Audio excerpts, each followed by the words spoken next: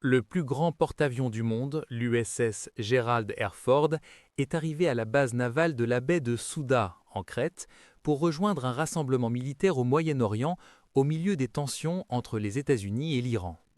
Le navire, accompagné du destroyer USS Mahan, restera 4 jours pour se ravitailler en carburant. Le président Donald Trump a menacé Téhéran d'actions militaires s'il ne parvient pas à un nouvel accord nucléaire ou s'il ne cesse pas de réprimer les manifestants, ce qui aurait entraîné jusqu'à 30 000 décès.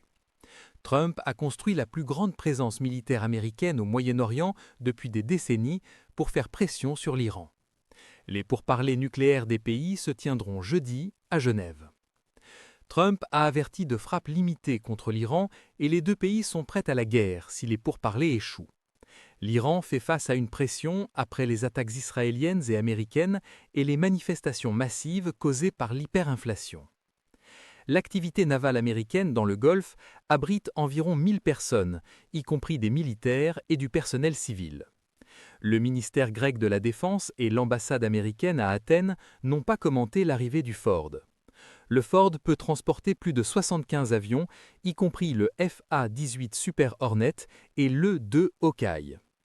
Les États-Unis ont des dizaines de navires de guerre au Moyen-Orient, y compris le porte-avions USS Abraham Lincoln.